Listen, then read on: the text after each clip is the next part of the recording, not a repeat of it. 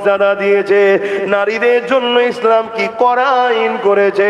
যদি কেউ নারীকে রেপ করে, জুলুম করে, তাকে গলা পর্যন্ত পুঁতে দিয়ে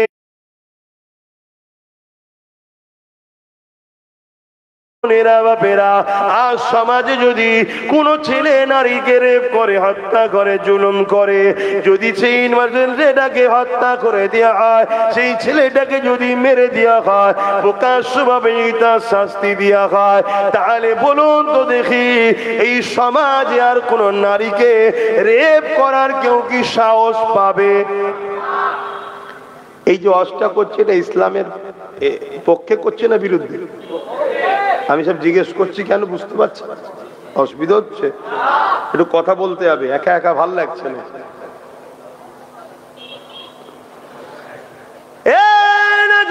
তরুণেরা, কিন্তু আজ আমার প্রশ্ন এই জায়গাতে, যে ইসলাম এত কড়া আইন করেছে, যেখানে আজ একটা নারীকে কেউ যদি রেপ করে, সঙ্গে সঙ্গে তাকে গলা পর্যন্ত পুঁতে দিয়ে পাথর মেরে মেরে ফেলো, এতে বাকি রেপিস যারা রয়েছে তাদের শয়তানটা ভেতরে যে আছে, ভেতরেই দোদকে দোদকে মরে যায়, যারা আর কোন নারী যেন রেপ না হয়। এটা বাস্তবে প্রমাণ আমার রাসূলুল্লাহ দেখিয়েছে 1450 বছর আগে। এই যুবকেরা, তরুণেরা, আল্লাহ নবী মক্কার প্রেসিডেন্ট, মদিনার প্রেসিডেন্ট হলো, এই আইনটা তৈরি করতে গেলে রাজ ক্ষমতার দরকার আছে না নাই? মুখে তো শুধু বলে দিলে হয় না। তাই নবী আমার মদিনার ক্ষমতায় আসলেন, নবী মদিনায় 10 বছর রাজনীতি করা শিখিয়েছে। কি গো, রাজনীতির কথা বলা যাবে তো নাকি? আবার তো অনেক বলে হুজুরের ছেলেরা রাজনীতির কথা বলবে কেন? রাজনীতি হুজুরের ছেলে পড়বে না তো তোর মতো জাহান্নামে গুলো বলবে?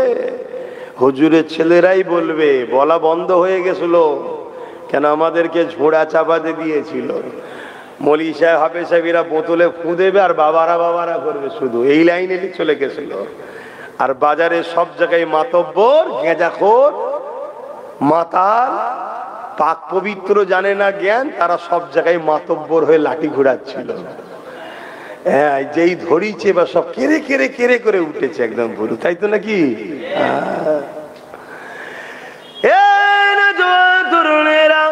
আল্লাহ নবী মদিনার জমিনে গেলেন, মদিনার মানুষকে নবী রাজনীতি শিখাতে লাগলে, তাদেরকে রাষ্ট্র কায়েম করার কথা বলতে লাগলে, তাদের দ্বারা নবী আমার রাষ্ট্র তৈরি করলে, তাদের মধ্যে থেকে আলোচনা নবী করতে লাগলো, তোমাদের রাষ্ট্রের প্রধান কাকে করবে? তারা বলতে লাগলো এক কথায়, আপনি ছাড়া অন্য কেউ হবে না। এই যে তারা বলছে আমার রাসূল রাষ্ট্রের প্রধান হবে, কারা বলতে লেগেছে?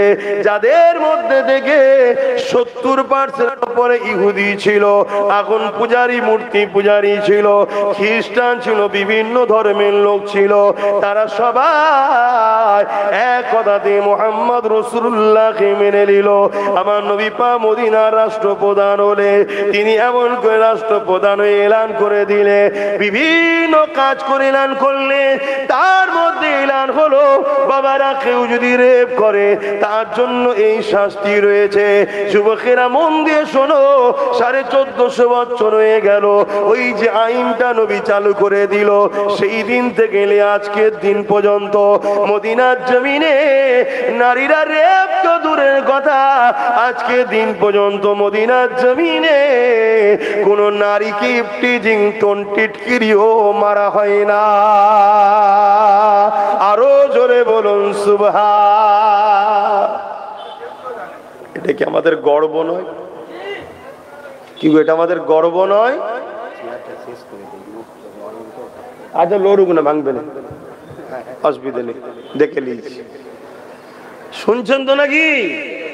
তাহলে 1450-1500 বছর কম বেশি হয়ে গেল মদিনায় রাত 1টা, 2টো, 3টে, 4টে যখনই দেখবেন রাস্তাঘাটে নারীরা যাতায়াত করছে, কোনদিন আজ পর্যন্ত কোন নারী রেপ তো দূরের কথা, কেউ টিটকিরিও মারেনি।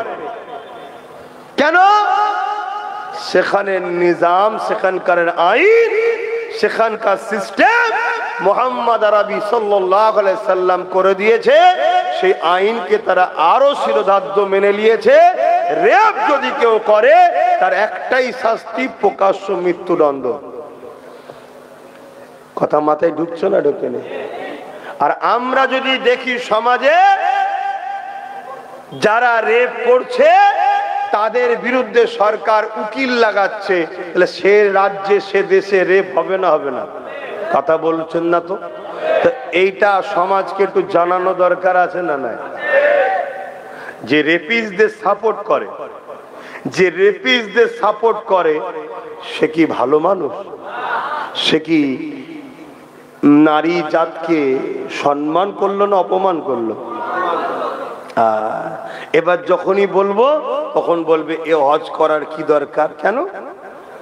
যখন ওই শয়তানের কথা বললাম তখন তো বললেন বলতে হবে। তাহলে এটাও তো আপনাদের জানা দরকার যে আমাদের কলকাতাতে একজন লেডি ডাক্তার তিলোত্তমা, নাম শুনেছেন তো? রেপ হয়েছে না হয়নি? তার আসামিরা প্রকৃত শাস্তি পাক। একটা মানুষ হিসাবে মনুষ্যত্ব থাকলে সবার বলা দরকার আছে না? না? ওজন তার আসামিদেরকে বাঁচাবার জন্য আমাদের রাজ্য সরকার কোটি কোটি টাকা লাগিয়েছে উকিলের পিছনে, যাতে আসামিগুলো বাঁচে। এ খবরটা আপনাদের কাছে আছে? এক কথা বুঝে আসছে না? নাই? তাহলে ট্যাক্স দিচ্ছি আমরা, ট্যাক্স দিচ্ছি কারা? আমরা। আর এমন এক অপদার্থ বসেছে, সে রেপিস্টদের ঘরে শাস্তি না দিয়ে আমাদের ট্যাক্সের টাকা খরচ করছে উকিলের পিছনে। কেন? যাতে রেপিস্টদের ঘরে বাঁচানো যায়। তাহলে এই কাজে যে মুসলমান সহযোগিতা করবে কিয়ামতের দিন সে বিপদে পড়বে না? পড়বে না? এটা আমার আব্বাকে, আমার মাকে, আমার ভাইকে, আমার বোনকে সজাগ করা দরকার আছে না? না? যে আমার নাই তুই লিবি না, আলাদা কথা, কিন্তু আমার গুলোকে তো আমার সজাগ করতে হবে। কথা কিছু ঢুকছে মাথায়? এইটির জন্যই আব্বাস সিদ্দিকীর ওপর রাগ, এই জন্য, অন্য কিছু। বাপেরা গিয়ে চলেন, আসেন আমার নবী পাক সাল্লাল্লাহু আলাইহি ওয়াসাল্লাম। হে যুবকেরা, তোমাকে আমাকে শিরক থেকে মুক্ত থাকার কথা বলেছে, তোমাকে আমাকে শিরকের বিষয়ে নবী আমার সজাগ করেছে। বাবারা, শিরক হলো সব থেকে গুনাহ আযীম, সব থেকে বড় গুনাহ শিরক। ওই শিরক থেকে তুমি দূরে রাখো। তুমি তোমার স্রষ্টার সঙ্গে কাউকে শরীক করো না বাবা। তুমি তোমার স্রষ্টার নাম ছাড়া অন্য কারো নামে কোনো জিনিস যদি উৎসর্গ করো, ওইটাকে তুমি খেও না বাবা। ওটাকে খেলে তোমার ঈমান চলে যাবে। এ নওজওয়ানেরা, তরুণেরা, এ নবী পাকের প্রেমিকেরা, আমাদেরকে বিভিন্ন দিক দিয়ে বেঈমান বানাতে চাইছে, আমাদেরকে বিভিন্ন দিক দিয়ে আল্লাহ ও রাসূলের দিয়ে সরাবার চেষ্টা চলছে। কেন চলছে? এই পৃথিবীতে যুগে যুগে ক্ষমতাশালীরা মানুষের খোদা হবার স্বপ্ন দেখেছে, কিন্তু যুগে যুগে যুগে ওই ক্ষমতাশালীদের নাম নিশানাকে আল্লাহ পাক মিটিয়েছে গুটি কত মুসলমানদের ওসিলায়।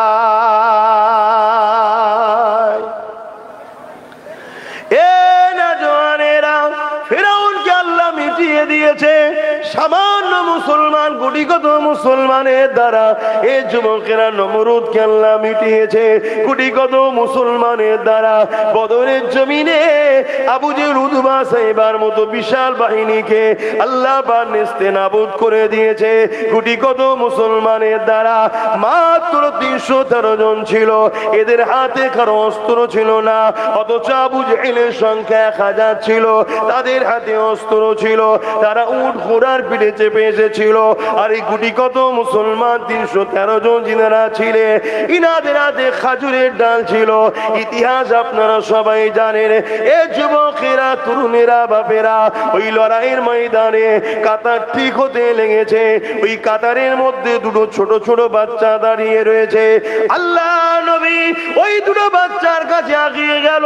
যাবার পরে দেখতে লেগেছে ওই বাচ্চা দুটো পায়ের গোড়াগুলোর উপরে ডিঙি মেরে মাথাটাকে একটু তুলতে লেগেছে। কেন রাসূলুল্লাহ বলেছে বাচ্চাদের বুড়োদের আর নারীদের লড়াইয়ের ময়দানে যেতে নেই এবং এদের উপরে জুলুম এদের উপরে হামলাও করতে না।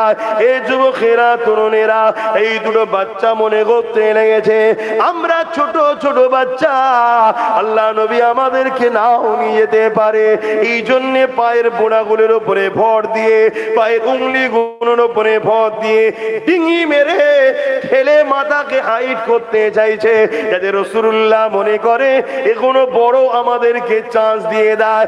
একবার ভেবে দেখো যুবকেরা তুমি আমি কি করতে লেগেছি। আর সেদিনের মক্কা মদিনার ছোট ছোট বাচ্চা গুলো তারা কি করেছে একবার তোমাকে আমাকে ভাবতে হবে। তুমি আমি লাঠি ধরেছি ইসলাম বিদ্বেষীদের জন্য, তুমি আমি মারপিট করছি ইসলাম বিদ্বেষীদের জন্য, তুমি আমি নিজের কওমের ঘর ভাঙছি ইসলাম বিদ্বেষীদের জন্য, তুমি আমি মুসলমানকে মিথ্যা কেস দিচ্ছি ইসলামের দুশমনের জন্য, তুমি আমি জনসমাজের মধ্যে মস্তানি করছি। সামান্য ভিক্ষা দেবে জালিম ইসলামের দুশমনেরা তাদের জন্য আজকে করতে লেগেছি।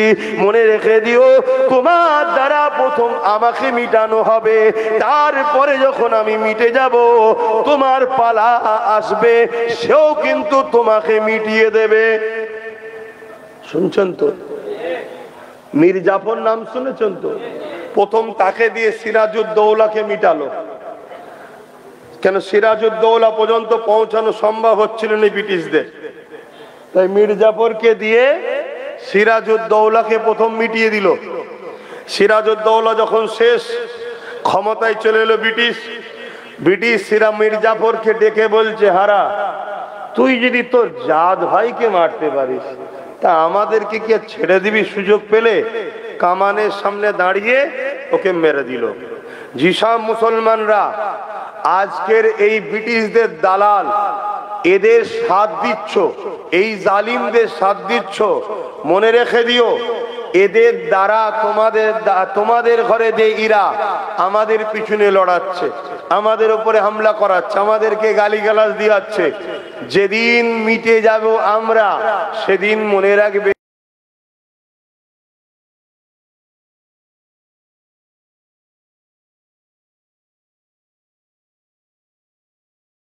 ইসলামকে মিটাতে হবে, দুনিয়ার সবার লক্ষ্য আল্লাহ দিনকে মিটিয়ে দিতে হবে।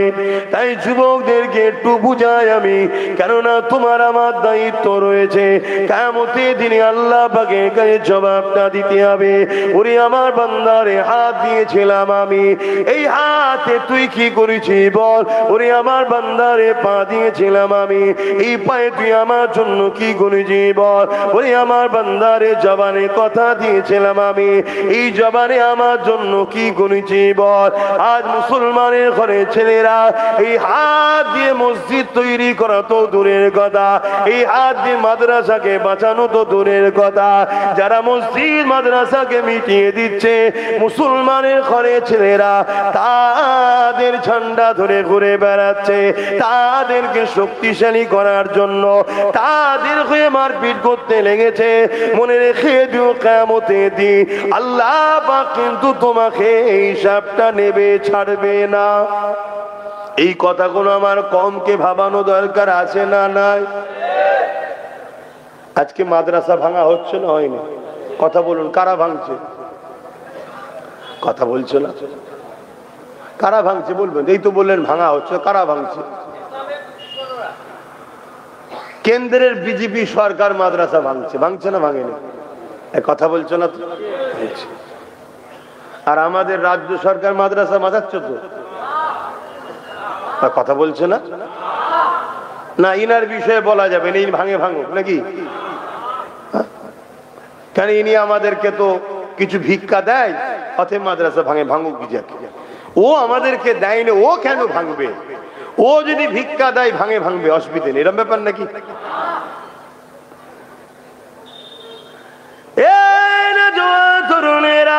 যারা আমার মাদ্রাসা মাদ্রাসার দুশমন, যারা আমাদের দুশমন, যারা আমার মসজিদের দুশমন, তারা আমার দুশমন। এই আকীদা আমাদেরকে তৈরি করতে হবে। দুনিয়াদারি চলতে গিয়ে একে অপরকে সাথ দিচ্ছি দেবে আলাদা বিষয়। ততক্ষণ পর্যন্ত বন্ধুত্ব থাকবে, যতক্ষণ পর্যন্ত সম্পর্ক থাকবে, যতক্ষণ পর্যন্ত তুমি আমার দ্বীনের বিরোধী না করবে। তুমি মানবে না মানবে এটা তোমার ব্যাপার, তুমি বুঝে নেবে। কিন্তু তুমি আমার দ্বীনের বিরোধী করছো কেন?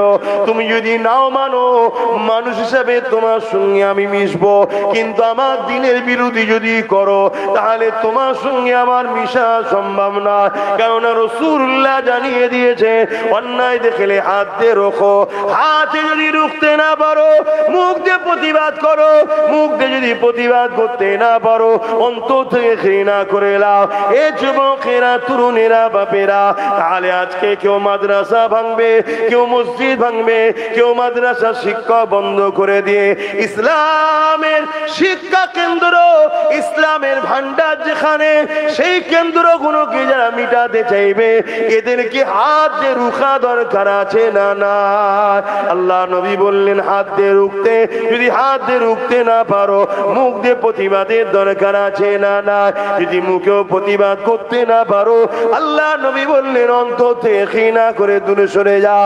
যদি ঘৃণা করে দূরে সরে যাবার কথা নবী আমার যখন বললেন, আল্লাহ নবী বললেন এই ঈমানটা হলো বড় দুর্বল। কোন ঈমানটা দুর্বল? অন্তর থেকে ঘৃণা করে সরে যাওয়া। কিন্তু ঈমান আছে, কিন্তু দুর্বল ঈমান। তাহলে এ ক্যাটাগরির ঈমান কি? মসজিদ মাদ্রাসা কেউ ভাঙছে, হাত দিয়ে রোখো। শুনছেন? যদি হাতে রুখতে না পারো মুখ দিয়ে প্রতিবাদ করো। যদি মুখ দিয়ে প্রতিবাদ করতে না পারো অন্তর থেকে ঘৃণা করো। যদি ঘৃণা করো তারও ঈমান আছে, কিন্তু হাত দিয়ে যে রুখছে তার মতো নয়, মুখ দিয়ে যে প্রতিবাদ করছে তার মতো নয়, কিন্তু ঈমান আছে। কিন্তু কেউ যদি হাত দো প্রতিবাদ না করে, মুখ দো প্রতিবাদ না করে, অন্তর থেকে ঘৃণা না করে মসজিদ মাদ্রাসা দুশ্মনকে সাপোর্ট করে, তার কি ঈমান আছে? এই কথাটা আব্বাস সিদ্দিকীর বলাতে অনেকের কষ্ট হচ্ছে। কার? মুসলমানের। তাহলে এই মুসলমানটা মুমিন না মুনাফিক? এই যে হাতের তালুতে ঈমান রাখা, আগুন রাখার থেকে কষ্ট।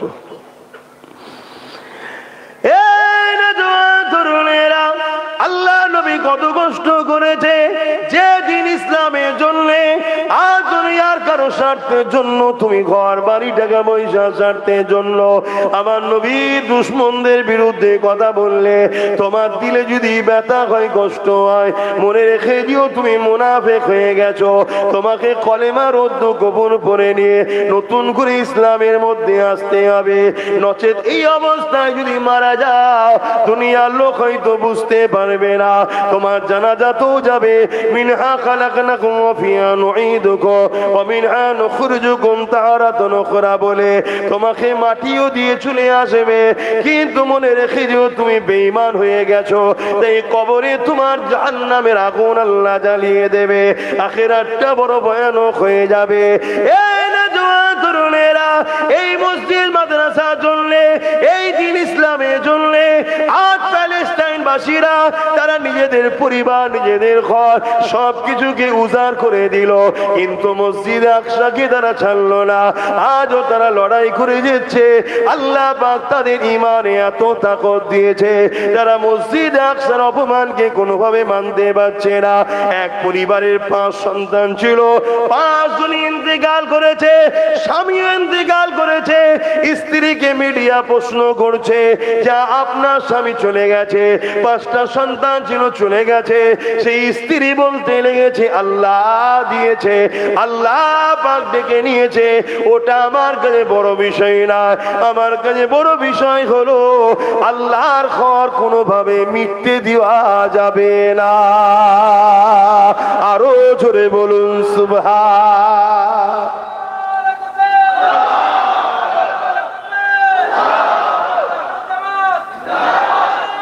আল্লাহ।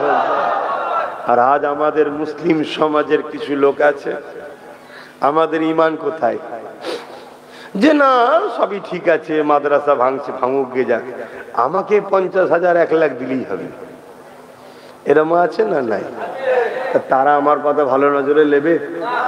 মাদ্রাসা ভাঙছে ভাঙ্গে যাক, আমাকে একটা গাড়িতে দিলেই হয়ে যাবে, কি একটু বাড়ি করে দিলে, কি কোনো জায়গায় জায়গাতে দিলে, কি একটু আলো লেগে দিলে গাড়ির উপরে, ব্যাস আমি খুশি। মাদ্রাসা যাচ্ছে যাক না। তা বলো আপনারাও কি তাদের দলে?